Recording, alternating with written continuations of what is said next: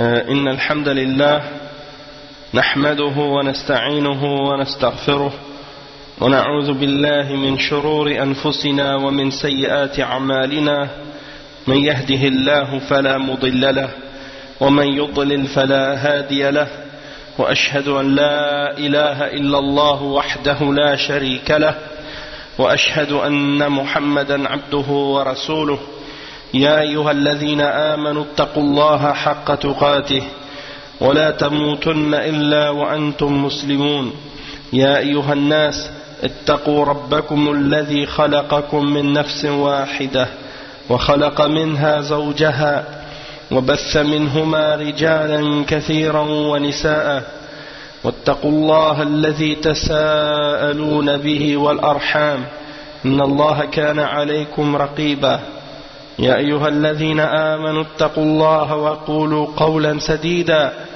يصلح لكم أعمالكم ويغفر لكم ذنوبكم ومن يطع الله ورسوله فقد فاز فوزا عظيما أما بعد إن خير الكلام كلام الله وخير الهدي هدي محمد صلى الله عليه وسلم وإن شر الأمور محدثاتها وكل محدثة بدعة وكل بدعة ضلالة وكل ضلالة في النار أما بعد.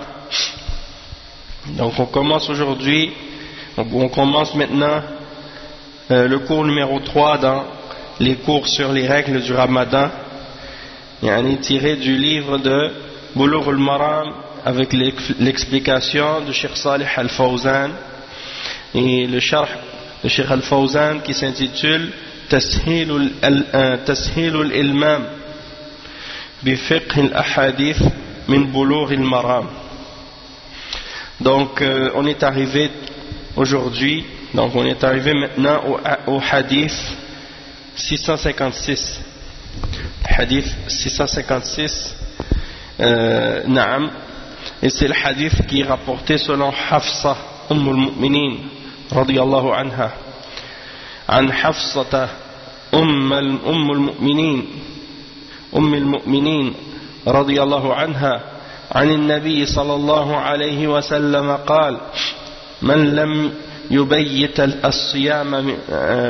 يبيت الصيام قبل الفجر فلا صيام له رواه الخمسة ومال النسائي والترمذي إلى ترجيح وقفه وصححه مرفوعا ابن خزيمة وابن حبان وللدارقطني لا صيام لمن لم يفرده من الليل. نعم. والحديث الآخر وعن عائشة رضي الله عنها قالت دخل علي النبي صلى الله عليه وسلم ذات يوم فقال هل عندكم شيء؟ قلنا لا. قال فإني إذن صائم. ثم أتانا يوما آخر فقلنا أهدي إلينا حيس فقال أرينيه فلقد أصبحت صائما فأكله. رواه Muslim. Naam, donc c'est les deux hadiths qu'on va expliquer maintenant. C'est les deux hadiths qui suivent donc dans le chapitre du jeûne dans Bulugh al-Maram. Et le premier il est rapporté par Hafsa radiyallahu anha, al-Mu'minin radiyallahu anha, que le prophète sallallahu alayhi wa sallam a dit: celui qui n'a pas eu l'intention de faire le jeûne depuis la nuit avant le Fajr, alors il n'a pas de jeûne. Ça c'est rapporté par Al-Khamsa, et Al-Nasa'i et Al-Tirmidhi ont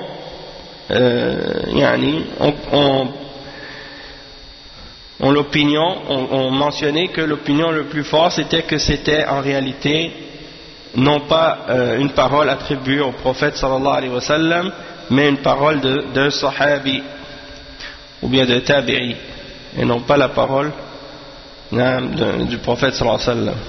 Ils ont dit que c'est une parole qui est ou un rapport qui est mawqouf. Et Ibn Khuzayma, Ibn Hibban, ils l'ont rapporté comme étant une parole du prophète sallallahu alayhi wa sallam de façon authentique. Et qu'est-ce qu'il dit? Cheikh Al-Albani il l'a rapporté dans Sahih Al-Jami'. Sahih Al-Jami'. Et naam. Il y a une autre narration qui est rapportée par Ad-Daraqutni. Il dit dans cette narration-là, il n'y a pas de jeûne pour celui qui n'avait pas eu l'intention de faire le jeûne obligatoire depuis la nuit, c'est-à-dire avant l'aube. Donc le hadith suivant, 657, c'est le hadith qui est rapporté selon Aïcha radiyallahu anha, qu'elle a dit que le prophète sallallahu alayhi wa sallam est rentré un jour et il lui a demandé: est-ce que vous avez quelque chose à manger? Et elle dit: on a répondu non. Alors il a dit: dans ce cas je jeûne. Et une autre fois, un autre jour, il est venu et il a dit, il a demandé: est-ce que vous avez quelque chose? Elle a dit: on nous a donné du haïs. Et al-haïs, c'est un genre de date mélangée avec du beurre, et des choses comme ça. Donc il a mangé ça. Il a dit: parce que ce matin j'ai jeûné, mais il a brisé son jeûne et il a mangé. Donc ça c'est ce qui est mentionné dans le hadith qui est rapporté par l'imam Muslim. Et Inch'Allah on va expliquer ces deux hadiths là avec les paroles de Cheikh Al-Fawzan, qu'est-ce qu'il a mentionné à ce sujet. Donc le Cheikh Al-Fawzan il dit: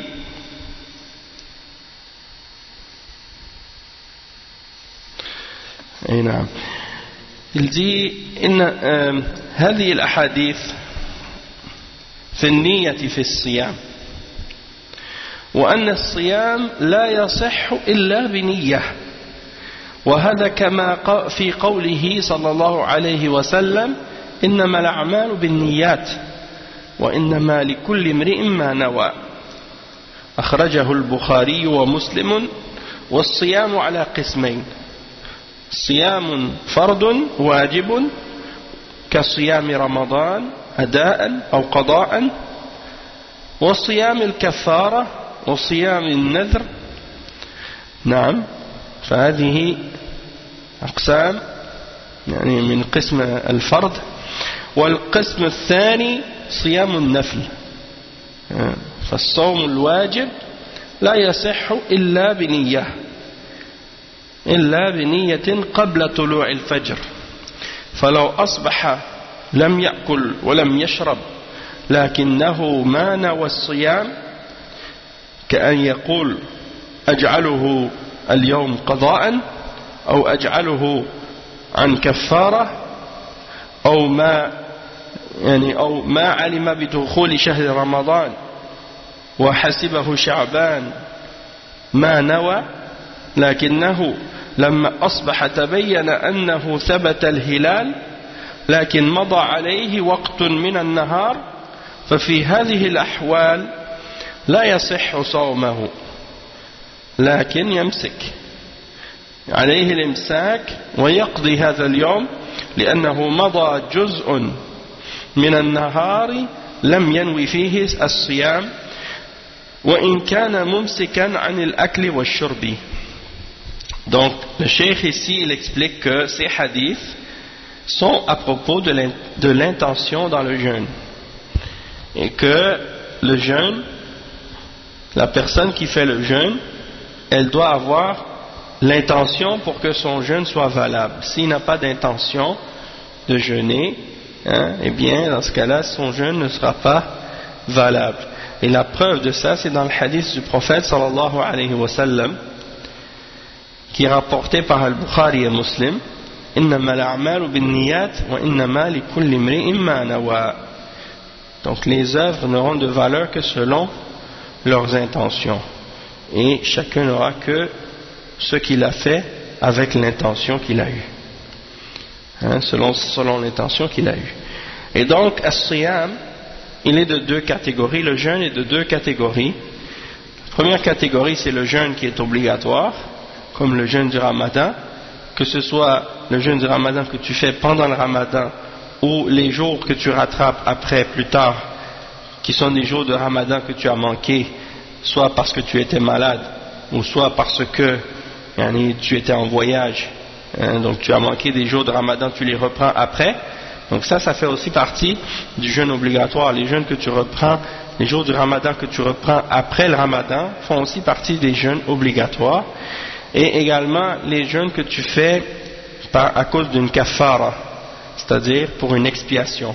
Parce que certains péchés ou certaines choses exigent de la personne qui les a commis ou qui ont fait ces péchés-là, qu'ils expient le péché en question par un jeûne, par des jours de jeûne qu'ils doivent faire.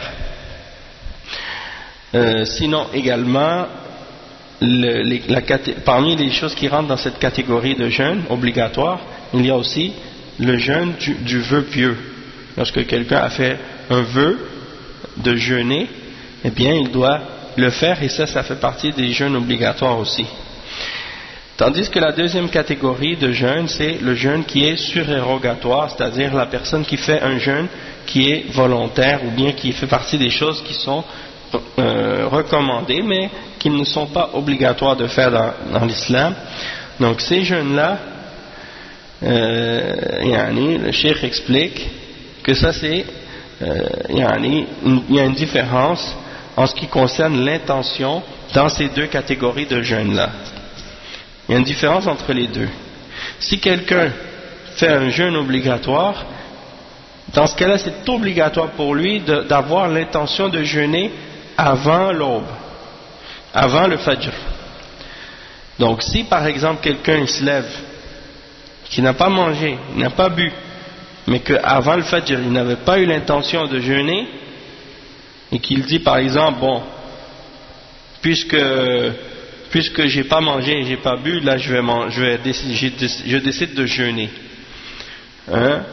Donc si c'est par exemple, il dit je vais faire ce jeûne-là, un jeûne pour reprendre un des jours que j'ai manqué durant le Ramadan.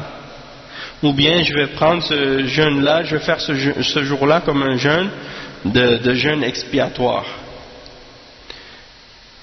Ou bien quelqu'un par exemple, il s'est levé, puis supposons que c'était la fin du mois de Sha'ban et il ne savait pas, par exemple, il se lève plus tard après le lever du soleil, ou bien il se lève après l'aube, après le lever de l'aube, et il apprend plus tard que finalement c'était le Ramadan qui commençait ce jour-là.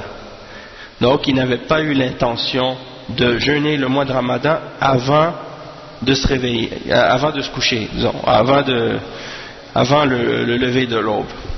Et bien dans ce cas-là, qu'est-ce qu'il fait? Qu'est-ce qu'il fait à partir de ce moment-là quand il s'est réveillé et puis qu'il réalise que c'est le Ramadan?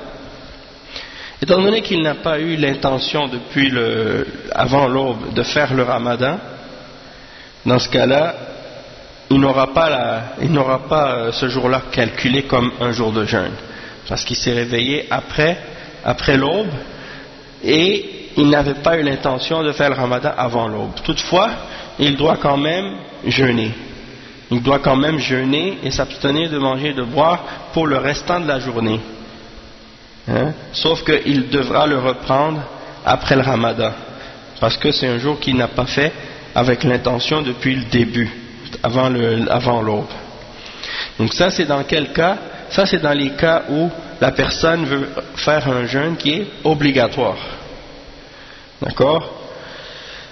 Donc si la personne par exemple elle pensait que c'était le mois de Sha'ban, elle n'avait pas eu l'intention, puis elle se réveille, puis elle réalise que on avait vu le hilal, puis que déjà une partie du jour est passée, hein, mais dans ce cas-là, son jeûne n'est pas valable ce jour-là, mais il doit quand même s'abstenir de manger, de boire et d'avoir des rapports sexuels, et ce jour-là en question, il va devoir le refaire après, parce qu'il a déjà perdu une partie de la journée.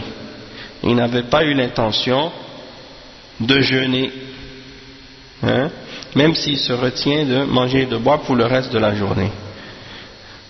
Après, le cheikh il dit وَلَمْ يُبَيِّتْ الصِّيَامِ قَبْلَ الْفَجْرِ فَلَا صِيَامَ لَهُ وَمَنْ لَمْ يَجْمَعْ الصِّيَامِ مع الفجر فلا صيام له. Donc le cheikh il dit وغير ذلك من الأحاديث هذا في الفرض لا بد أن ينوي الصيام قبل أن يطلع الفجر، وإذا نواه قبل أن يطلع الفجر ونام على نيته ولم يستيقظ إلا بالنهار صومه صحيح لأن النية موجودة ولم يحصل أكل ولا شرب ولا ما ينافي الصيام. Le cheikh il mentionne un point ici, il dit que bon, il y a les hadiths qui mentionnent, comme le hadith qu'on a lu au début, celui qui n'avait pas eu l'intention de jeûner avant de dormir, avant le fajr, alors il n'a pas de jeûne, celui-là. C'est comme si son jeûne ne sera pas valable. Et celui qui n'a pas eu l'intention de jeûner avant le fajr, alors il n'aura pas de jeûne. Et ça c'est rapporté par Ahmed. Et il y a beaucoup d'autres hadiths dans ce sens-là. Ça c'est à propos du jeûne obligatoire. Ça c'est pour le jeûne qui est obligatoire. Il faut absolument que avant l'aube, avant l'aube, la personne, il faut qu'elle ait eu l'intention de jeûner ce jour-là. Donc si la personne, elle a eu l'intention avant le lever de l'aube, puis qu'elle s'est couchée, puis qu'elle s'est couchée avec l'intention de jeûner, puis que par la suite elle se réveille après l'aube, dans ce cas-là son jeûne il est valable. Pourquoi? Parce qu'avant de dormir, il avait eu l'intention de jeûner ce jour-là. Et donc, étant donné qu'il s'est couché, il avait l'intention de jeûner la journée, puis qu'il s'est réveillé après l'aube, mais qu'il n'a pas mangé, il n'a pas bu, il n'y a rien qui a brisé son jeûne, dans ce cas-là son jeûne il est valable. Donc si tu vas te coucher par exemple, le soir, tu dis, par exemple ce soir-là, tu vas te coucher après l'Isha, après le Tarawih, tu vas te coucher, tu dis, demain je vais jeûner le Ramadan. Donc là, quand tu te réveilles, on va dire que tu te réveilles après le lever de l'aube. Dans ce cas-là, ton jeûne il sera valable. Ton jeûne il sera valable. Pourquoi? Parce que tu avais l'intention de jeûner le mois de Ramadan avant de te coucher. Toutefois, si tu dors sans intention, tu te réveilles après l'aube, là c'est autre chose. Ton jeûne ne sera pas valable parce que tu n'avais pas eu l'intention avant de te coucher, puis avant l'aube. Aussi, c'est une chose importante à mentionner, c'est que le mois de Ramadan, c'est pas une condition. Il y en a qui vont penser, il y en a certains qui disent ça, mais la position correcte à ce sujet, c'est que c'est suffisant d'avoir l'intention du Ramadan le premier jour, de jeûner le mois du Ramadan. C'est pas nécessaire qu'à chaque jour tu renouvelles l'intention de jeûner pendant le Ramadan. Une seule fois, tu as l'intention de jeûner au début du mois et ça compte pour tout le mois au complet.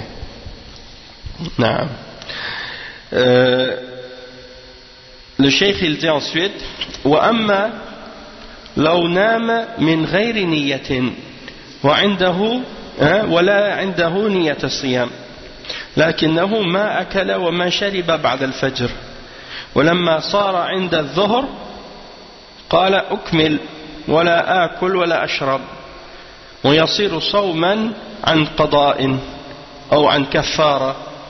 نقول لا، هذا لا يصير لأنه مضى جزء من النهار ليس فيه نية والنية لا تنعطف على الماضي فلا يصح صومك من هذه الحالة لكن إن كنت في رمضان فإنك تمسك بقية اليوم وتقضي هذا اليوم. Donc le cheikh il dit ici par exemple tu as dormi sans intention, comme je disais tout à l'heure, tu as dormi sans intention, hein? Tu n'avais pas l'intention de jeûner avant de dormir, mais par la suite tu t'es réveillé après l'aube, tu t'es réveillé, tu n'as pas mangé, tu n'as pas bu, et là tu arrives presque à l'heure de Dhuhr, puis tu dis bon je vais compléter la journée, je ne vais pas manger, je vais continuer à ne pas manger et à ne pas boire pendant le restant de la journée. Est-ce que dans ce cas-là tu peux dire je vais faire ce jeûne-là un jeûne pour remplacer un des jours que j'ai manqué du ramadan passé, ou bien de le faire comme une expiation? Est-ce que tu peux faire ça? Non. Pourquoi? Parce que une partie de la journée est déjà passée sans intention, et l'intention elle recule pas pour le passé, elle recule pas pour disons la première partie de la journée, elle va juste pour le présent, puis qu'est-ce qui vient du restant de la journée. Donc t'as passé une partie de la journée sans avoir l'intention. Dans ce cas-là ton jeûne obligatoire ne sera pas valable, hein? Mais si tu es dans le ramadan, donc qu'est-ce que tu vas faire? Tu continues à jeûner le reste de la journée et tu reprendras ce jour-là après le ramadan. أما في النفل فيجوز أن ينوي من النهار فلو أصبح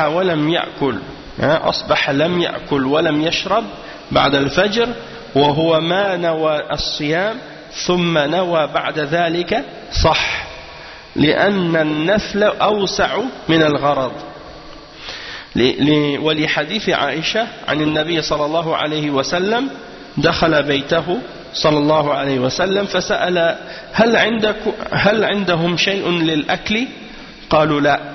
قال إني إذن صائم، فأحدث النية عند ذلك الوقت في النهار وهذا نفل، فدل على صحة النفل بنية من النهار إذا لم يتناول بعد الفجر شيئا من المفطرات. نعم. وكذلك دخل يعني في اليوم الثاني فأخبروه أنهم جاءهم حيث. Donc on va expliquer cette partie-là. Le cheikh il dit, si c'est un jeûne maintenant surérogatoire, un jeûne volontaire qui n'est pas obligatoire, que tu fais volontairement, c'est pas pour reprendre un jour obligatoire manqué ou un jeûne d'un vœu pieux, non, ça c'est un jeûne que tu fais qui est surérogatoire, comme par exemple les jours du lundi et du jeudi, ou les 3 jours du milieu du mois, hein? Ou bien un jeûne comme ça, surérogatoire. Dans ce cas-là, c'est permis que tu aies l'intention une fois que la journée est déjà commencée. Donc supposons que tu te réveilles, tu n'as rien bu, tu n'as rien mangé après le fajr, hein, et que tu n'avais pas eu l'intention de jeûner avant l'aube, hein, tu n'avais pas eu l'intention de jeûner avant l'aube, dans ce cas-là, c'est pas grave. Du moment que c'est un jeûne surérogatoire, même si tu n'as pas eu l'intention avant l'aube, tu peux jeûner, du moment que tu n'as pas à manger et que tu n'as rien bu. Parce que ça, c'est un jeûne surérogatoire et c'est plus large. Tu as plus de facilité, de liberté dans cette catégorie de jeûne-là. La preuve de ça, c'est dans le hadith de Aïcha qu'on a dit tout à l'heure, que le prophète sallallahu alayhi wa sallam est rentré dans sa maison et il a demandé, est-ce que vous avez quelque chose à manger? Et ils ont dit non. Alors il a dit, dans ce cas-là, je jeûne. D'accord? Donc la journée était déjà commencée et probablement qu'il n'avait pas eu l'intention de jeûner depuis l'aube. Puis il a dit, est-ce que vous avez quelque chose à manger? Ils ont dit non. Alors il a dit, dans ce cas-là, je jeûne. Alors, à partir de ce moment-là, il a décidé d'avoir l'intention, alors que la journée était déjà commencée. Et ça, c'est permis dans les jeûnes surérogatoires. Et ça, c'est la preuve que c'est correct d'avoir une intention pendant la journée lorsqu'on fait un jeûne surérogatoire, du moment qu'on n'a rien fait qui annule le jeûne. De même que lorsque, par exemple, dans la suite du hadith, on mentionne que dans une autre journée, il est venu, il a demandé s'ils avaient quelque chose, et ils lui ont dit, nous avons reçu du hays. Et al-hays, le cheikh il dit, wal-haysu huwa at-tamar ma'a as-saman wal-aqit. wal-aqat. إذا خلط التمر مع السمن مع الأقط وهذا يعني يسمونه الهيس أخبروه أنهم عندهم هذا النوع من الطعام فقال أرنيه قال فلقد أصبحت صائما ثم أكله صلى الله عليه وسلم وهذا فيه دليل على أن الصائم صوم النفل لا يجب عليه الإتمام فيجوز أن يفطر في أثناء النهار فالصائم صوم النفل مخير إن شاء أتم صيامه وإن شاء أكله وقطع النية وأفطره. Donc al-hays c'est des dattes mélangées avec du beurre et un genre de crème, des choses comme ça, ils mélangent ça ensemble, ça fait comme une genre de pâte de dattes, c'est très, très bon. Naam, délicieux. On en mangeait souvent à la mosquée du prophète sallallahu alayhi wa sallam. Donc il est rentré, ils lui ont dit oui, on nous a donné qu'est-ce qu'on appelle al-hays, al-hays. Et ils lui ont dit que donc ils avaient ça c'est une sorte de nourriture. Alors il a dit montrez-moi. Alors il a vu, il a dit parce que j'avais commencé à jeûner depuis ce matin. Il a dit j'avais commencé à jeûner depuis ce matin, puis il a décidé de manger quand il a vu qu'il y avait quelque chose à manger. Et ça c'est une preuve que si quelqu'un fait un jeûne surérogatoire, il ne lui est pas obligatoire de le compléter. Pendant la journée, s'il décide de manger, il peut. De même que s'il a commencé la journée sans avoir mangé rien, et qu'il décide pendant la journée de commencer à jeûner, il peut commencer à jeûner même si la journée est déjà commencée et qu'il n'avait pas eu auparavant l'intention de le faire. Donc ça c'est la preuve des deux, que tu peux commencer à jeûner pendant la journée et que tu peux aussi, après avoir commencé à jeûner, un jeûne surérogatoire, que tu peux cesser de le faire en cours de route. Donc le cheikh il dit ensuite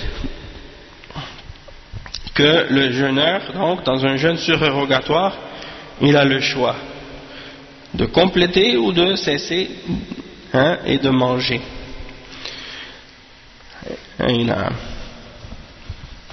Après le cheikh il dit وبقيت مسألة مهمة جدا يعني إذا رؤي الهلال في بلد هل يلزم الناس كلهم الصوم لرؤية ذلك البلد؟ الجواب أنه إذا كان البلد لا تختلف فيه المطالع فيلزم الجميع الصوم. أما إذا كانت تختلف المطالع من إقليم إلى إقليم آخر لما بينهم من المسافات فلا يلزم هذا الإقليم الصوم حتى يروا الهلال بأنفسهم كل قوم لهم رؤيتهم لقوله صلى الله عليه وسلم صوموا لرؤيته وأفطروا لرؤيته. وإذا كانت المطالع تختلف فهناك فرق بين الأقاليم وبين القارات فإن لكل قوم رؤيتهم. ولا يلزم أهل الإقليم أن يصوموا برؤية الإقليم البعيد عنهم لاختلاف المطلع، وهذا قول لأهل العلم، وهذا هو الراجح عند المحققين، لأن المطالع تختلف باتفاق أهل النظر والمحسوس أيضا. والقول الثاني أنه يلزم المسلمين في جميع الأقطار أن يصوموا، والمسألة فيها خلاف بين العلماء، فهي محل للنظر والترجيح، وهذا يرجع إلى أهل العلم في هذا البلد. إذا رأوا توحيد الصيام ولم يعتبروا الاختلاف، لم يعتبروا اختلاف المطالع فلهم اجتهادهم، وإذا رأوا العمل باختلاف المطالع فهذا هو الصحيح وهو الراجح.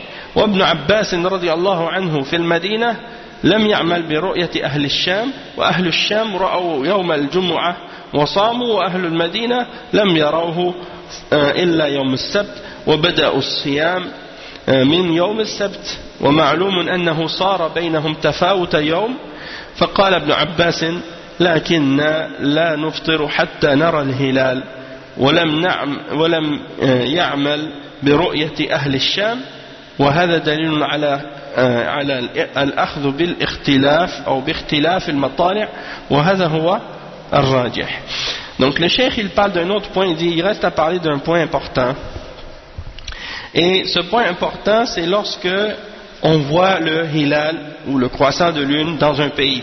Est-ce que c'est obligatoire à tout le monde sur toute la terre de jeûner par rapport à la vue de ce pays-là? Et il dit, le cheikh, que la réponse à ce sujet c'est que si dans un pays il n'y a pas plusieurs sites de où on peut voir de où le croissant peut naître, alors il est obligatoire à tout le monde dans ce cas-là de jeûner. Toutefois, s'il y a différents sites, différents endroits, d'un endroit à un autre, c'est pas le même site d'où on peut voir le croissant, alors dans ce cas-là, s'il y a par exemple des longues distances qui séparent un pays de l'autre, alors dans ce cas-là, il n'est pas obligatoire à une région de jeûner par rapport à la vue d'une autre région, et ils peuvent attendre de voir le hilal dans leur région à eux, pour eux-mêmes. Donc chaque région différente ont leur propre vision à eux. Et ça c'est basé sur le hadith du prophète sallallahu alayhi wa sallam qui est rapporté par Al-Bukhari et Muslim, qui dit: jeûnez à sa vue et cessez de jeûner à sa vue, c'est-à-dire à la vue du hilal. Commencez à jeûner lorsque vous le voyez, le croissant, et cessez de jeûner lorsque vous voyez le croissant. Et si, il dit le cheikh, s'il y a différents sites, différents endroits d'où on peut voir le hilal, et que c'est des régions différentes, des continents différents, chaque continent, chaque différentes régions, ils ont leur propre vue, c'est indépendant de l'autre. Et il n'est pas imposé à une région ou aux gens d'un continent de jeûner en se basant sur la vue de ceux qui l'ont vu dans un autre, ceux qui ont vu le croissant de lune dans un autre continent qui est éloigné. Pourquoi? Parce que il y a différents sites de où on peut voir la lune, et peut-être que certains peuvent la voir d'un endroit et certains peuvent ne pas la voir de cet endroit-là ou d'un autre endroit. Donc ça c'est là, et le cheikh il dit, ça c'est une des positions par rapport à la question chez les hommes de science, parmi les savants. Il y a ceux qui ont cette position-là, et il considère, le cheikh, que ça c'est la position la plus correcte selon les savants vérificateurs. Donc ça c'est une position. Pourquoi? Parce qu'il y a différents sites, et ça tout le monde est d'accord là-dessus. Il y en a parmi les gens qui utilisent leur sens et la raison, et l'observation, c'est clair à comprendre. Tandis qu'il y a une autre position des ulama qui disent que il n'est pas obligatoire, c'est-à-dire plutôt le contraire. Il y a une autre position qui dit que c'est obligatoire à tout le monde sur la terre de jeûner si un pays a vu la lune, tout le monde doit suivre. D'accord? Ça c'est une autre position. Et le cheikh il explique que ces deux positions-là sont bonnes, sont valables. C'est-à-dire ça fait partie des positions qui sont des positions acceptées par les ulama. Et il dit que ça fait partie des questions de divergence. Et donc c'est des questions qui peuvent être débattues, puis certains peuvent considérer qu'une position est plus forte et d'autres vont considérer que l'autre est plus forte, et donc ça revient aux hommes de science qui vivent dans ces différentes régions-là. C'est à eux de décider et de choisir la position ou l'opinion qui les a convaincus et qu'ils considèrent être la plus valable. Donc pour résumer, les deux positions c'est quoi? C'est que certains savants disent que si une place, on a vu la lune quelque part dans un pays, on va dire par exemple en Arabie Saoudite on a vu la lune, donc les ulama disent dans ce cas-là tout le monde sur la terre entière doit jeûner par rapport au fait qu'on a vu la lune dans cet endroit-là. D'autres savants eux disent non, chaque région c'est indépendant de l'autre. Donc même si on a vu la lune quelque part dans un pays et que nous on est très très loin de ce pays-là, sur un autre continent, donc on va dire, on va pas se baser sur ce pays-là qui a vu la lune, on va attendre nous, là où on est, de la voir nous-mêmes.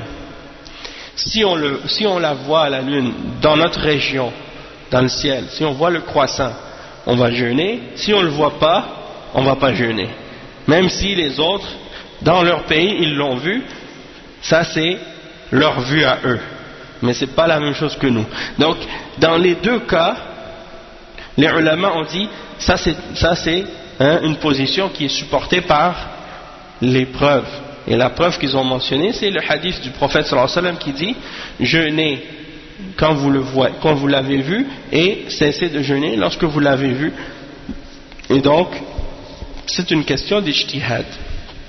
Et s'il y a des divergences sur ça entre les ulama, c'est pas une question de division. C'est pas une question de division, c'est une question de divergence, de fiqh et d'ijtihad. Et les deux positions sont correctes. Le cheikh il dit وهذا يرجع إلى أهل العلم في كل بلد في البلد.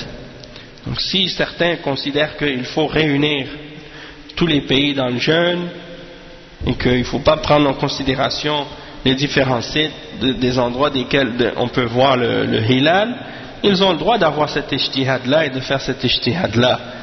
Tandis que s'ils voient que si d'autres ulama considèrent qu'il faut se baser sur le fait que chaque pays a son propre site et que chaque pays décide de sa vue du hilal, ça aussi c'est une position qui est correcte, et il dit le cheikh que c'est ça qui est le plus fort comme opinion.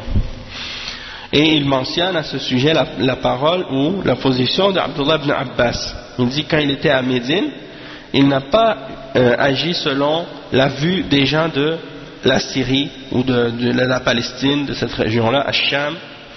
Donc les gens de Cham, eux, ils avaient vu le croissant, tandis que les gens qui étaient à Médine n'avaient pas vu le croissant. Alors, les gens de la Syrie l'ont vu le vendredi et ils ont jeûné, tandis que les gens de Médine, ils ne l'avaient pas vu et donc ils ont jeûné le samedi. Ils ont jeûné seulement le samedi. Donc ils ont commencé le jeûne à partir du samedi. Donc ça veut dire qu'il y avait entre les deux villes ou les deux régions, il y avait une journée de différence. Et Abdullah ibn Abbas a dit on ne va pas cesser de jeûner jusqu'à ce qu'on voit le hilal, c'est-à-dire à Médine. Et ils n'ont pas agi selon les gens de la Syrie ou de la Palestine qui avaient vu le hilal. Et il dit donc que ça c'est une preuve pour ceux qui disent que chaque région peut se baser sur leur propre vue du hilal. Et c'est ça, il dit, le cheikh il dit, c'est ça la position la plus valable, la plus forte. Donc ça c'est une question d'opinion entre les ulama, question d'ijtihad. Et c'est pas grave si quelqu'un prend une position, si les ulama ont une position et d'autres ont une position différente sur cette question-là, tant que c'est une de ces deux positions-là, les deux sont acceptables. Le cheikh il dit ولا يتعارض هذا مع ما ذكرنا من عدم العمل بالحساب. هذا عمل بالهلال بالرؤية.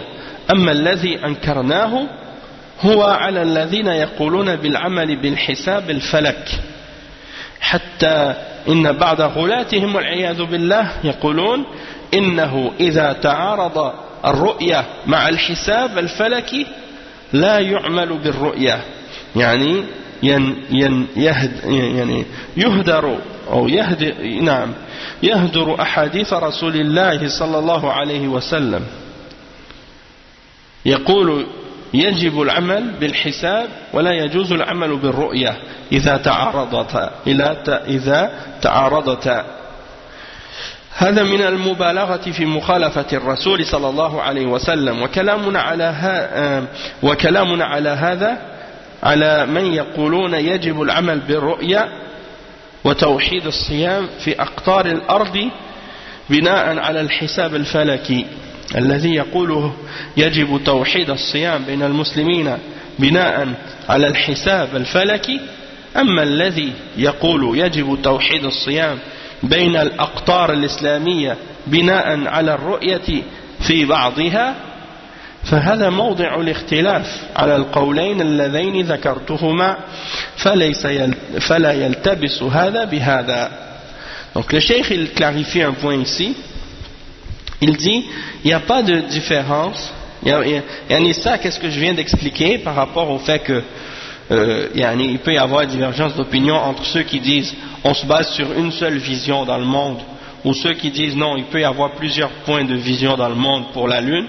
Ça c'est pas de ça qu'on a parlé lorsqu'on parlait dans le cours précédent de la question de ne pas se baser sur les calculs. Il y en a qui se basent sur les calendriers et sur les calculs. Et juste pour vous donner un exemple à ce sujet-là, comme ici par exemple au Canada, il y a des organisations, il y a des groupes comme ISNA ou d'autres, ils ont déjà calculé le Ramadan jusqu'à 20 ans, jusqu'à les 20 prochaines années. C'est-à-dire ils savent déjà à l'avance, ils ont déjà calculé quand est-ce que va être le début du mois de Ramadan jusqu'à les 20 prochaines années, et même plus encore. Et en France, il y a la même chose, il y a une organisation, je ne sais pas si c'est l'OUF ou je ne sais pas quoi, il y a d'autres en tout cas, il y a d'autres abréviations là que j'ai oubliées. Eh bien, dans ces associations-là, ils ont déjà eux aussi, en se basant sur les calculs, décidé dans les 20 prochaines années quand est-ce que va commencer le jeûne du Ramadan. Et donc, ça veut dire quoi? Ça veut dire que ces gens-là rejettent la sunna du prophète sallallahu alayhi wa sallam de se baser sur la vue du hilal et non pas de se baser sur le calcul. Et c'est ça que le cheikh Al-Fawzan et les grands ulama d'Ahl Sunnah, c'est ça ce qu'ils ont condamné. Cette attitude-là, de fait de rejeter la sunna, de chercher à voir le hilal pour commencer le ramadan, et de rejeter ça, cette sunna, et de se baser sur le calcul astronomique ou des trucs comme ça. Et c'est ça qui est rejeté, c'est ça que le cheikh a condamné. Donc il dit, celui qui dit qu'il veut se baser sur le calcul, ça c'est ça qu'on a condamné. Mais ceux qu'on a condamné, c'est ceux qui veulent se baser sur le calcul de la lune ou des choses comme ça. Et certains même parmi eux, qui sont extrémistes, ils disent quoi? Que s'il y a une contradiction entre la vue du hilal et le calcul astronomique, eh bien on ne se base pas sur la vue, on suit le calcul. S'il y a une différence entre les deux, comme par exemple on va dire que les astronomes, ou bien je sais pas moi, les spécialistes des questions comme ceux qui étudient les calculs des astres ou de la lune ou des choses comme ça, eux ils ont dit le ramadan va commencer telle date. Et nous, on regarde le ciel, ou bien les gens dans le monde, les pays musulmans, ils regardent le ciel et quelqu'un voit le hilal. Et là, après, quelqu'un arrive puis il dit, bon, ça y est, on va jeûner demain. Et on dit, non, attendez, on va regarder qu'est-ce que les gens du calcul ont dit. Si le calcul est en contradiction avec la personne qui a témoigné qu'il a vu le hilal, on laisse de côté la personne qui a vu le hilal, puis on se base sur le calcul. Donc le cheikh il dit non, ça c'est de l'égarement. Ça veut dire quoi? Ça veut dire qu'on rejette les hadiths du prophète sallallahu alayhi wa sallam qui nous ordonnent de se baser sur la vue du hilal et non pas sur le calcul. Donc ces gens-là disent qu'il est obligatoire de se baser sur le calcul et qu'il n'est pas permis de se baser sur la vue lorsque les deux sont en opposition. Et ça c'est de l'exagération dans le fait de vouloir contredire le messager d'Allah sallallahu alayhi wa sallam. Et le cheikh il dit, nous on parlait de ça quand on condamnait l'exemple de ceux qui voulaient essayer d'unir tout le monde sur le jeûne dans les différents pays du monde musulman en disant il faut se baser sur le calcul. Donc eux ils disent on veut unir le monde musulman en disant qu'il faut se baser sur le calcul astronomique pour déterminer le début du jeûne du Ramadan, comme ça tout le monde va commencer en même temps. C'est ça qu'il condamnait. Donc lui il condamnait pas l'opinion des ulama de Ahl Sunnah qui ont dit que eux ils voulaient dire aux musulmans, comme par exemple de prendre l'opinion des ulama qui ont dit par leur ijtihad que si on voit la lune quelque part dans le monde, tout le monde doit suivre ce pays-là, peu importe de quel pays il s'agit, et jeûner par rapport à cette vue-là. Le cheikh dit ça, je ne condamne pas cette position-là. Qu'est-ce que je condamne? C'est ceux qui disent qu'il faut unir le jeûne des musulmans partout sur la terre en se basant sur les calculs. Et c'est ça la différence, et donc il ne faut pas faire d'amalgame ou de mélange entre les deux. Parce que peut-être que certains ont mal compris les paroles du cheikh. Et donc là le cheikh il a dit il est obligatoire celui qui dit il est obligatoire d'unir les musulmans dans leur jeûne en se basant sur le calcul, il dit ça c'est ça qui est incorrect. Mais celui qui dit il est obligatoire d'unir les jeûnes du musulman dans les différentes régions en se basant sur la vue de la lune, peu importe quel pays, ça c'est une des questions parmi les questions sur lesquelles il y a divergence dans les deux positions des ulama qu'on a mentionné plus tôt. Et donc il ne faut pas qu'il y ait de mélange, de confusion, d'amalgame entre ces deux questions-là, parce que ces deux questions-là sont deux questions totalement différentes. Non.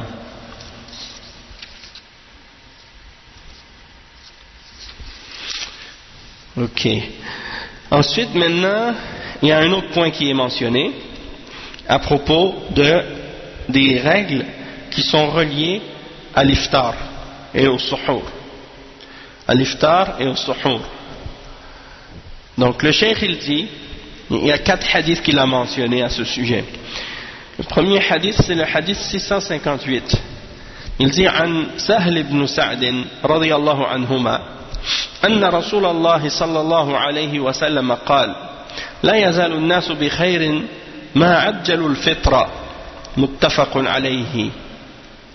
Donc le premier hadith c'est rapporté selon Sahl ibn Sa'd radiyallahu anhuma que le messager d'Allah sallallahu alayhi wa sallam a dit les gens seront toujours dans le bien tant qu'ils se dépêchent à briser le jeûne après le coucher de soleil.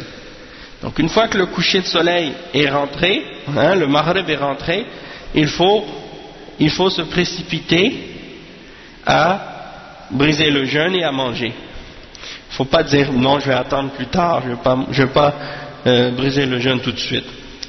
Ou bien certains par exemple, ils voudraient peut-être essayer de montrer non, moi je suis plus pieux que les autres, je vais pas courir manger, je vais prendre ça cool je vais aller doucement, puis je vais attendre, je vais manger plus tard, parce que moi je suis pieux et je suis plus patient, donc je veux pas me précipiter sur la nourriture pour manger tout de suite. Non, ça c'est de la fausse piété. C'est pas de la vraie piété, c'est de la fausse piété. Parce que le prophète sallallahu alayhi wa sallam, il nous a dit, il faut, si on veut être dans le bien, il faut se précipiter à briser le jeûne. Il faut se hâter à rompre le jeûne. Et le hadith suivant, c'est rapporté par At-Tirmidhi. Il dit min hadith Abi Hurayra radiyallahu anhu an an-nabi sallallahu alayhi wa sallam قال قال الله عز وجل أحب عبادي إلي أعجلهم فطرا. Ça c'est un hadith qui est daïf, il est mentionné par Cheikh Al-Albani dans Daïf al-Jami'. Il est pas authentique, mais sa signification, on en a beaucoup de hadiths qui mentionnent ça. Donc le sens, il est vrai. Mais c'est un hadith qui est faible. Qu'est-ce que ça dit? C'est rapporté par Tirmidhi et c'est selon Abi Hurayra. Il dit que c'est un hadith qudsi, donc c'est la parole d'Allah mentionnée par le prophète sallallahu alayhi wa sallam. Il dit: mes serviteurs qui sont les plus préférés sont ceux qui se hâtent à rompre le jeûne. Donc c'est un hadith, comme j'ai dit, il n'est pas authentique, mais sa signification elle est supportée par de nombreux hadiths. Donc il est vrai. Un autre hadith qui est mentionné dans le même sens, ou bien dans quelque chose qui est semblable, c'est maintenant à propos du suhour, c'est-à-dire qu'est-ce qu'on mange avant l'aube. Qu'est-ce qu'on mange avant l'aube? C'est rapporté selon Anas ibn Malik radiyallahu anhu قال رسول الله صلى الله عليه وسلم تسحروا فإن في السحور بركة متفق عليه. Donc c'est rapporté par Al-Bukhari et Muslim que le messager d'Allah sallallahu alayhi wa sallam a dit, faites le suhour, c'est-à-dire le repas qu'on mange avant l'aube. Prenez le suhour, c'est-à-dire le repas de la nuit avant l'aube, car il y a une bénédiction là-dedans. Car il y a là-dedans une bénédiction. C'est une bénédiction. Et il dit, وعن سلمان ابن عامر الضبي رضي الله عنه عن النبي صلى الله عليه وسلم قال إذا أفطر أحدكم فليفطر على تمر فإن لم يجد فليفطر على ماء فإنه طهور رواه الخمسة وصححه ابن خزيمة وابن حبان والحاكم. Donc qu'est-ce qu'il dit? Le cheikh il dit que c'est rapporté selon Salman ibn Amir al-Dabbi radiyallahu anhu que le prophète sallallahu alayhi wa sallam a dit: lorsque l'un de vous rompt son jeûne, alors qu'il rompt son jeûne avec des dates, et s'il ne trouve pas de date, alors qu'il rompt son jeûne avec de l'eau, parce que c'est quelque chose qui est purifiant, c'est quelque chose qui purifie. Et c'est rapporté par les 5 ainsi que authentifié par Ibn Khuzayma et Ibn Hibban et Al-Hakim. Et Cheikh Al-Albani il l'a authentifié, il l'a mentionné dans Sahih Al-Jami'. Donc ces 4 hadiths qu'on vient de lire, il parle, donc le cheikh il les explique, il dit هذه الأحاديث في آداب الفطر وآداب السحور. Donc ça c'est des hadiths au sujet des manières à suivre sur le repas qu'on mange pour briser le jeûne et sur qu'est-ce qu'on mange pour avant le lever de l'aube pendant la nuit. Et il dit وأما الحديث الأول فيقول النبي صلى الله عليه وسلم لا يزال الناس بخير ما عجلوا الفطر فهذا فيه الحث على تعجيل الفطر إذا تحقق من غروب الشمس إما بالمشاهدة وإما بإخبار من يجوز العمل بقوله أو بسماع الأذان الذي يؤذن على التوقيت المنضبط فيدابر بالإفطار. Donc le cheikh il dit, en ce qui concerne le premier hadith, c'est que le prophète sallallahu alayhi wa sallam a dit les gens resteront toujours dans le bien tant qu'ils se précipitent et ils se hâtent à rompre le jeûne. Et dans ce hadith-là, il y a une incitation à se précipiter et à se hâter à briser le jeûne lorsqu'on est certain que le soleil s'est couché, soit parce qu'on l'a vu nous-mêmes, le croissant, le cercle du soleil, on l'a vu dépasser l'horizon, donc on sait que le soleil s'est couché, ou bien que quelqu'un nous a informé de ça, hein, ou bien on entend le adhan. Et quand on entend le adhan de celui qui est précis dans les heures du adhan et qui le fait exactement au moment où le temps rentre, dans ce cas-là, on peut se baser sur son adhan. Toutefois, des fois, il y a des gens qui font le adhan un peu plus tard. Dans ce cas-là, c'est pas sur le adhan qu'on se base. On se base sur les heures qu'on connaît comme étant les heures exactes, hein, du coucher de soleil. Non. Et le cheikh il dit, dans ce cas-là, il faut se précipiter à rompre le jeûne lorsqu'on sait que le soleil est couché. Il dit وفي حديث آخر فإن الله عز وجل يقول أحب عبادي إلي أعجلهم فطرا وقوله صلى الله عليه وسلم لا يزال الناس بخير ما عجلوا الفطر لأن تعجيل الإفطار عمل بالسنة والعمل بالسنة خير وتأخير الإفطار مخالف للسنة وخلاف السنة شر يعني ومن زعم أن في تأخير الإفطار تعبدا وتقربا إلى الله فقد زاد في الصيام فصام جزءا من الليل فهذه زيادة في العبادة والزيادة في العبادة كالنقص فيها وكلاهما لا يجوز والواجب الاتباع. Donc le cheikh il dit le hadith, un autre hadith que le prophète sallallahu alayhi wa sallam a mentionné, c'est que le hadith Qudsi qu'on a mentionné qui dit mais les serviteurs qui sont les plus préférés pour moi sont ceux qui se hâtent à rompre le jeûne. Le cheikh il dit, et également le hadith du prophète sallallahu alayhi wa sallam qui dit les gens seront toujours dans le bien tant qu'ils se hâtent à rompre le jeûne. Pourquoi? Parce que le fait de se précipiter, de se hâter à rompre le jeûne, ça c'est parce qu'on agit selon la sunna. Et d'agir selon la sunna, c'est quelque chose de bien. Tandis que lorsqu'on retarde le fait de rompre le jeûne, eh bien ça c'est en contradiction avec la sunna. Et de contredire la sunna, c'est quelque chose qui est mal. Et donc celui qui pense que en retardant le fait de rompre le jeûne, il y a dans ça pour quelqu'un une adoration ou bien un rapprochement à Allah, eh bien celui-là il a en fait rajouté dans le jeûne et il a jeûné une partie de la nuit. Et ça c'est d'ajouter dans l'adoration. Et l'ajout dans l'adoration, c'est comme si on en avait enlevé dans l'adoration, c'est la même chose. Donc c'est interdit de faire ça. Et donc qu'est-ce qui est obligatoire pour nous? C'est de suivre l'exemple du prophète sallallahu alayhi wa sallam. Et il dit ensuite وحدث بعد القرون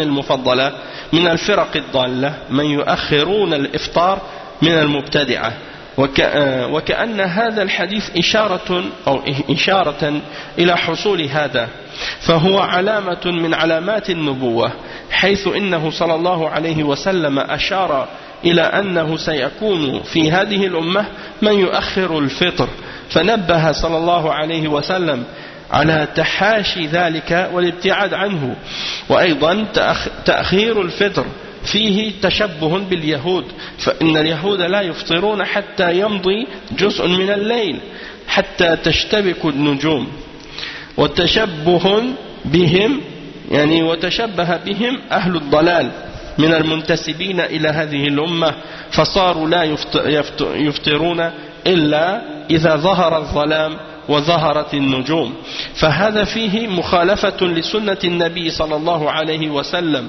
لأنه أخبر أن تعجيل الفطر يدل على خيرية هذه الأمة وأن تأخير الفطر فيه شر ومخالفة للسنة وتشبه باليهود. Donc le cheikh il dit qu'après les 3 premiers siècles préférés, il y a des sectes d'égarement qui sont apparues et qui ont commencé à retarder l'iftar parmi les groupes de bid'a. Et comme exemple de ça, les Rafida, les chiites, Rafida, eux, ils retardent le jeûne, ils retardent le fait de briser le jeûne. Ils continuent à jeûner jusqu'à plus tard le soir. Et donc, dans ce hadith, il y a une indication, comme si le prophète sallallahu alayhi wa sallam nous avait averti qu'il allait y avoir des gens qui allaient vouloir faire ça. Et donc ça fait partie des signes de la prophétie du prophète Muhammad sallallahu alayhi wa sallam, c'est-à-dire qu'il était véridique dans ses prophéties et qu'il nous avait annoncé que cette chose-là allait se produire à l'avance. Et le cheikh donc il nous a annoncé qu'il y allait avoir des gens qui allaient essayer de faire ça, et donc on devait essayer de s'écarter et de s'éloigner de ce genre d'attitude et de ce genre de comportement. Ensuite il dit également qu'il y a dans le fait de retarder le fait de rompre le jeûne, il y a une ressemblance avec les juifs quand on fait ça, parce que les juifs eux, quand ils jeûnent, ils brisent leur jeûne seulement ou ils rompent leur jeûne lorsque une partie de la nuit est déjà rentrée et lorsque sortent les étoiles. Donc ceux qui leur ressemblent parmi les gens de l'égarement qui prétendent appartenir à cette umma, eh bien en même temps, sans même qu'ils s'en aperçoivent, et parfois ils ne réalisent pas, mais ils sont en train de suivre l'exemple des juifs. Donc ils ne brisent pas leur jeûne jusqu'à ce que soient apparues les étoiles. Et ça, c'est quelque chose qui est en contradiction avec l'exemple de la sunna du prophète sallallahu alayhi wa sallam, parce que le prophète sallallahu alayhi wa sallam nous a incité à nous hâter à rompre le jeûne, et ça indique que lorsqu'on a suivi l'exemple du prophète sallallahu alayhi wa sallam, eh bien on fait partie donc de l'exemple de ceux qui sont meilleurs dans cette umma, puisque de retarder le fitr, c'est quelque chose qui est mauvais, quelque chose qui contredit la sunna, et ça représente une imitation des juifs. Il dit وفي الحديث الثاني أن الله جل وعلا في هذا الحديث هذا حديث قدسي يقول أحب عبادي إلي أعجلهم فطرا، فدل على أن الله تعالى يحب هذا العمل، ومفهومه أنه يكره سبحانه من أخر الإفطار، ففي هذا إثبات المحبة لله، وأنه يجب العمل الصالح، ويجب أنه يحب العمل الصالح ويحب عباده الذين يعملون العمل الصالح. Donc dans le deuxième hadith, le cheikh il explique que et ça c'est un hadith qudsi, c'est-à-dire que c'est Allah subhanahu wa ta'ala qui parle, et il dit que mes serviteurs les plus aimés sont ceux qui se hâtent à rompre le jeûne. Et ça indique que Allah subhanahu wa ta'ala aime cette action-là. Et qu'est-ce qu'on peut comprendre aussi par ce hadith-là, c'est que son contraire est vrai également. C'est-à-dire qu'il déteste que nous retardions le fait de rompre le jeûne. Et il y a dans ce hadith-là aussi l'affirmation que Allah aime. Il a cet attribut d'aimer. Et qu'il aime les bonnes œuvres et qu'il aime ceux qui font les bonnes œuvres. Le troisième hadith qu'on a lu à ce sujet-là, il dit le cheikh à ce sujet بيان ما ينبغي أن يفطر عليه الصائم وهو أن يفطر على التمر وهذا أفضل شيء لأن التمر فيه خصائص طيبة لا توجد في غيره فهو أطيب أنواع الحلوى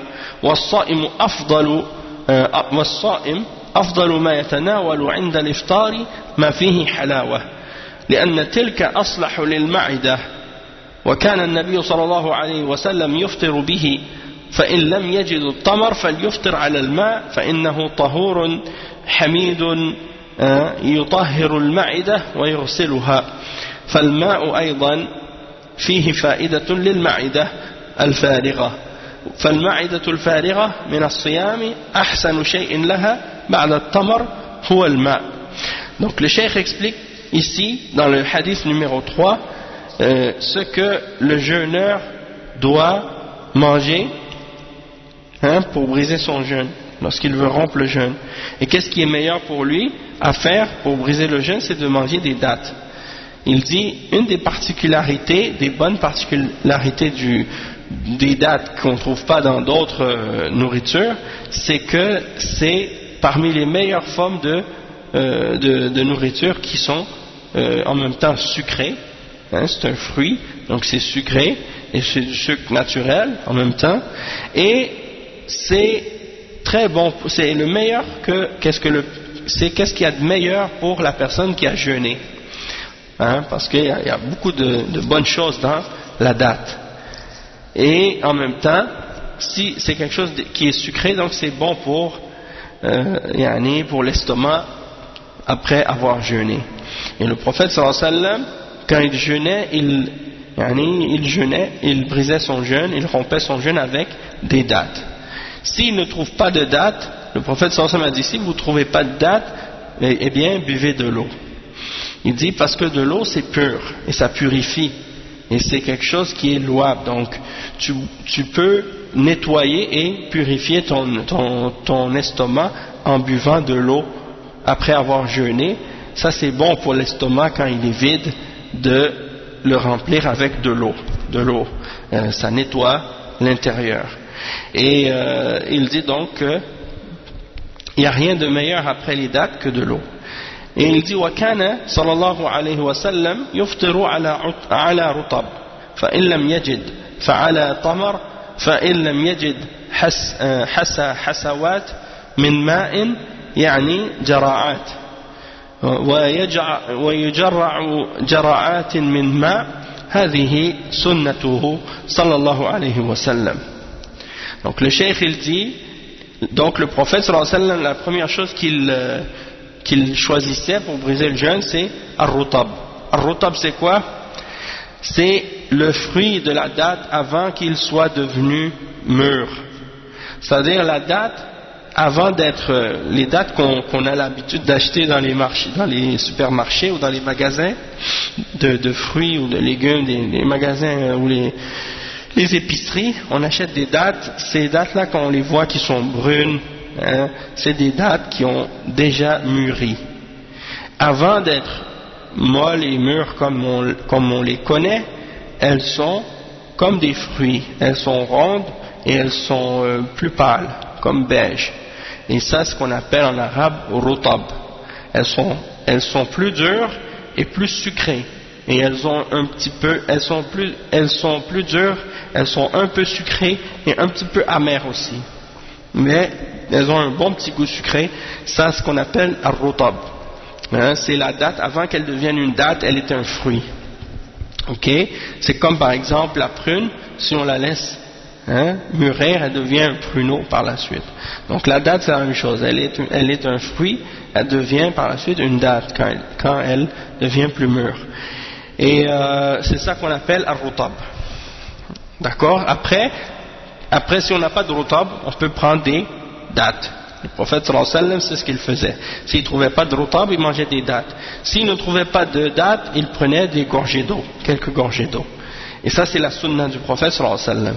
Il dit وَأَمَّا مَا يَفْعَلُهُ النَّاسُ مِنْ إِحْضَارِ الْمُنَوَّعَاتِ مِنَ الْمَآكِلِ وَالْمَشَارِبِ عند الإفطار فهذا خلاف السنة وأيضا قد يسبب التخمة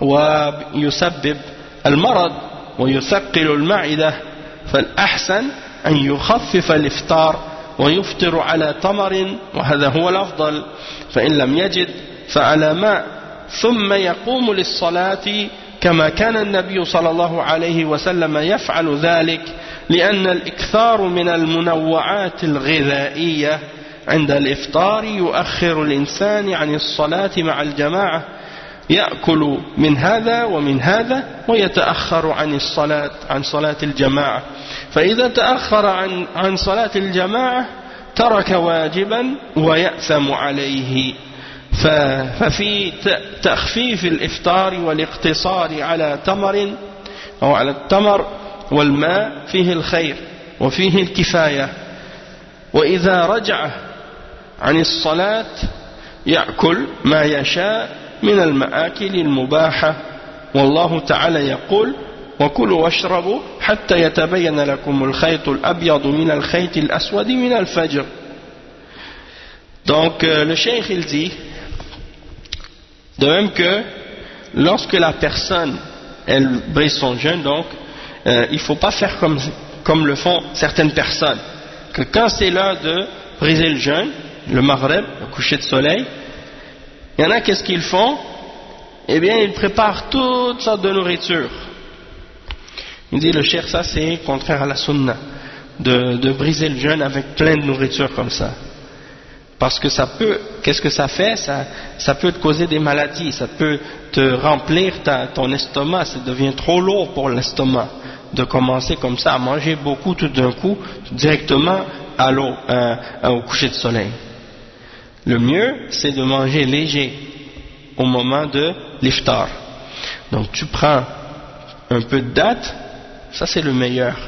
Sinon tu peux prendre des gorgées d'eau, puis après tu fais la salat. Comme le faisait le prophète sallallahu alayhi wa sallam. Mais de commencer à manger plein de nourriture. Hein, il y en a qui sont devant la table, là, il y a plein de nourriture devant eux, puis là ils attendent, ils regardent l'heure avec beaucoup d'impatience, et puis au moment où l'heure rentre, ça y est, ils commencent à manger de ça, de ça, de ça, de ça, et puis après ils ont tellement mangé, après ils ont mal au ventre, et il manque la prière en jama'a, donc ça c'est, il manque la prière en groupe à la mosquée, donc ça c'est pas correct. Et la personne qui fait ça, elle a commis un péché. Hein, donc le cheikh il mentionne que la personne qui a retardé, qui a manqué la prière en jama'a à cause de ça, il a commis un péché parce qu'elle a abandonné quelque chose d'obligatoire. Donc il est mieux de manger léger à ce moment-là, de manger quelques dattes, un peu d'eau, ça c'est bon et ça suffit.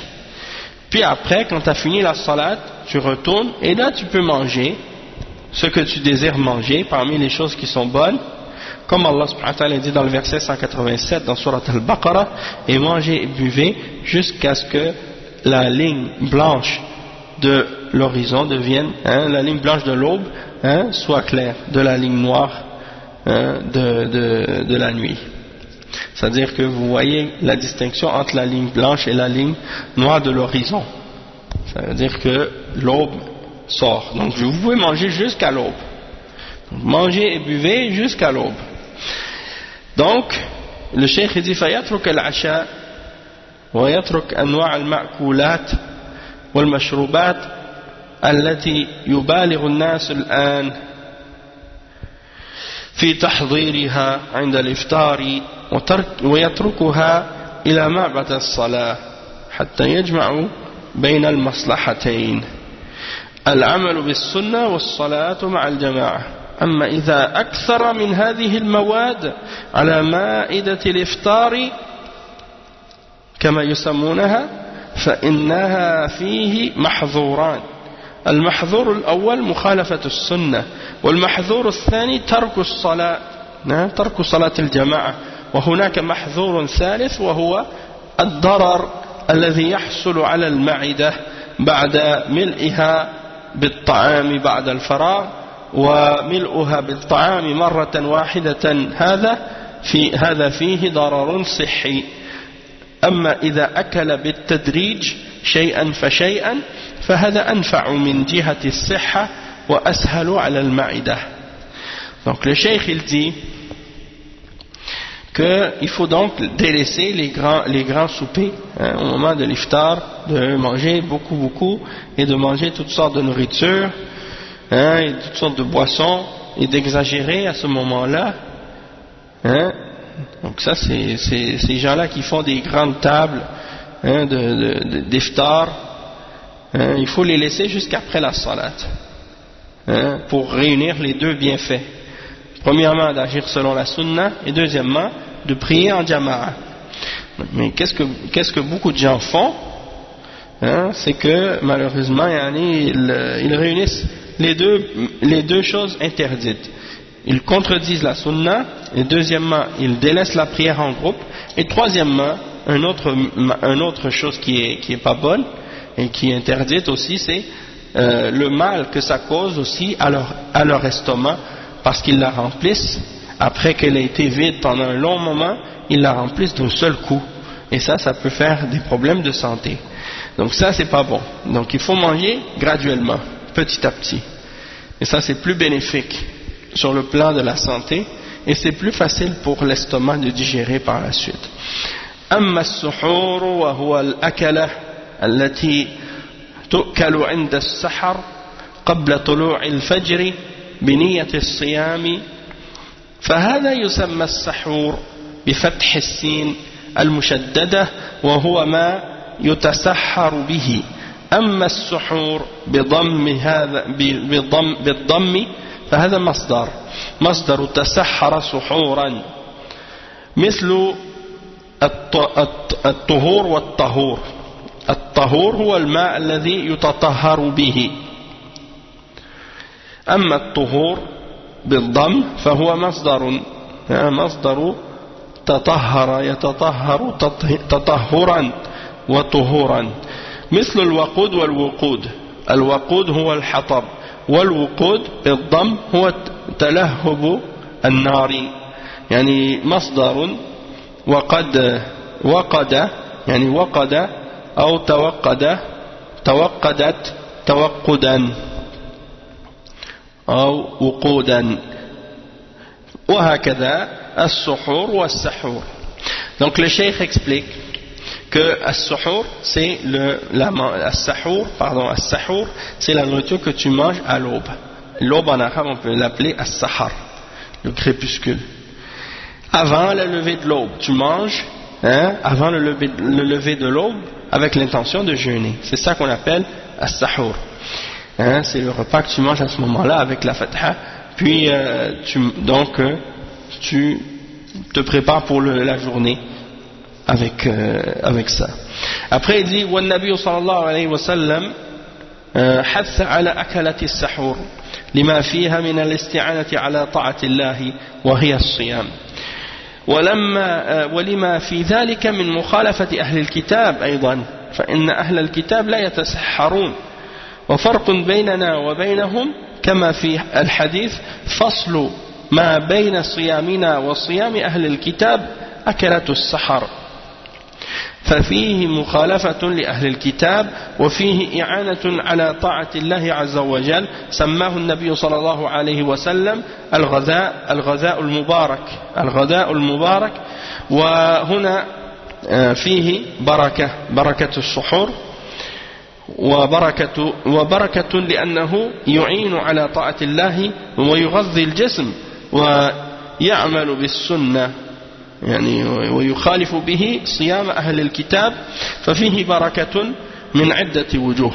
البركة وهي الزيادة في الخير زيادة الخير والنماء لكن بعض الناس في الوقت الحاضر يخالفون السنة في السحور ويأكلون قبل طلوع الفجر بزمن طويل وإذا أراد أن ينام آخر الليل يعني يسهر أول الليل وإذا أراد أن ينام آخر الليل ملأ بطنه بالطعام ثم نام ولا يقوم لصلاة الفجر بل ربما ينام إلى أن تطلع الشمس.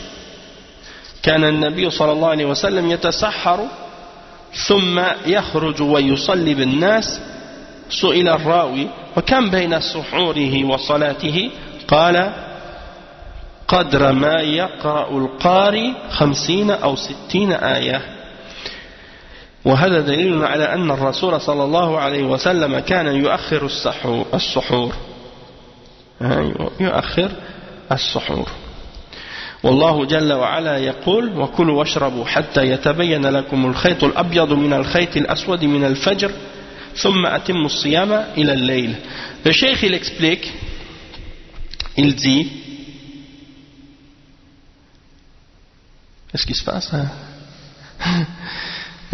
Donc qu'est-ce qu'il dit le cheikh? Il dit le prophète sallallahu alayhi wa sallam il a incité de manger le repas du suhour, c'est-à-dire de l'aube, avant l'aube. Pourquoi? Parce que ça aide à l'obéissance d'Allah et ça aide au jeûne. Et aussi parce que c'est une contradiction, c'est quelque chose qui nous aide à contredire et à nous distinguer des gens du livre. Parce que les juifs et les chrétiens, ils n'ont pas le suhour. Donc c'est une différence entre eux et nous. Et le prophète sallallahu alayhi wa sallam a dit ça dans le hadith rapporté par l'imam Muslim. Il a dit la distinction entre nous, notre jeûne, et le jeûne des gens du livre, c'est le repas qu'on mange avant l'aube. Et il y a donc dans ça une distinction de ce que font les gens du livre. Et il y a également quelque chose qui nous aide à obéir à Allah Azza wa Jal, et c'est pour ça que le prophète sallallahu alayhi wa sallam il l'a appelé un repas de bénédiction, un repas béni. Et il y a une bénédiction dedans du fait que ça nous aide à obéir à Allah et ça nourrit le corps, et c'est une chose qui nous aide à agir selon la sunna. Et il y a dans ça aussi le fait de contredire le jeûne des gens du livre, et donc il y a dans ça plusieurs bénédictions de plusieurs points de vue. Et la bénédiction signifie l'augmentation du bien. Mais certaines personnes à notre époque, ils contredisent la sunna en ce qui concerne le suhour, le repas avant l'aube. Et qu'est-ce qu'ils font? Ils mangent avant l'aube, mais très longtemps avant, puis après ils restent debout une partie de la nuit, puis ils se couchent avant la fin de la nuit, puis après ils ont tellement mangé, leur ventre est rempli, qu'ils dorment même pour la prière de Fajr, et parfois ils vont se réveiller juste après le lever du soleil. Et le cheikh il dit, ça c'est pas correct, et le prophète sallallahu alayhi wa sallam, il mangeait pour le suhour, puis il sortait pour aller faire la salat. Et on a posé la question à un des narrateurs du hadith, combien de temps y avait-il entre son suhour et sa salat? Et il a répondu, il y avait la durée que la personne qui récite 50 versets ou 60 versets du Coran. Donc, il n'y avait pas une si grande durée de temps entre le suhour du prophète sallallahu alayhi wa sallam et la salat. Donc ça c'est quelque chose, subhanallah, qui nous fait réfléchir aussi, parce que et donc ça veut dire il faut retarder le suhour jusqu'à avant l'aube, et non pas manger au début de la nuit avant d'aller se coucher comme certains le font, puis après ils mangent tellement qu'ils manquent le Fajr. Ça c'est rapporté par Al-Bukhari. Après le cheikh il dit وهذا دليل على أن الرسول صلى الله عليه وسلم كان يؤخر السحور. Donc ça c'est la preuve que le prophète sallallahu alayhi wa sallam retardait le suhour. Et Allah subhanahu wa ta'ala dit, et mangez et buvez jusqu'à ce que vous distinguiez entre la ligne blanche et la ligne noire de l'aube. Puis ensuite complétez le jeûne jusqu'à la nuit, c'est-à-dire jusqu'au coucher de soleil. فأمر بالأكل والشرب إلى أن يظهر الفجر ويتضح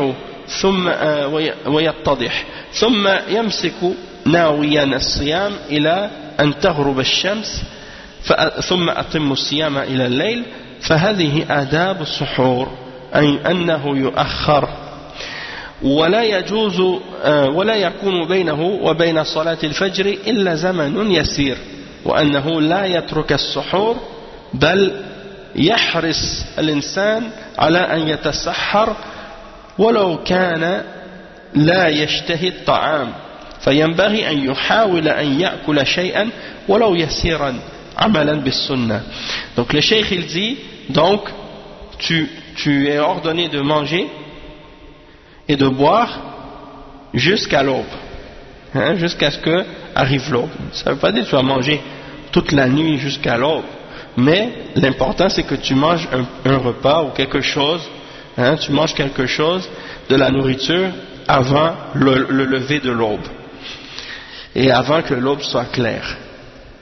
Puis une fois que l'aube s'est levée, tu te retiens de manger et de boire jusqu'à ce que le soleil se couche, puis compléter le jeûne jusqu'à la nuit, c'est-à-dire jusqu'au coucher de soleil. Et il y a dans ça les manières donc de faire le suhour, que tu dois le retarder, pas le faire au début de la nuit mais à la fin de la nuit, avant l'aube, avant le lever de l'aube. Et donc il ne doit pas y avoir une longue distance, ou une longue durée plutôt, entre le suhour et la salat de Fajr. Il faut qu'il y ait un petit temps seulement. Et il dit وَأَنَّهُ لَا يَتْرُكَ السَّحُورِ, il ne faut pas délaisser le repas avant l'aube, parce que il y a des gens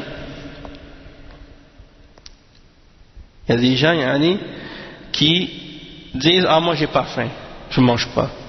Le cheikh il dit il faut essayer de manger quelque chose, même si c'est un peu, même si c'est un petit peu. Pourquoi? Pour suivre la sunna et agir selon la sunna.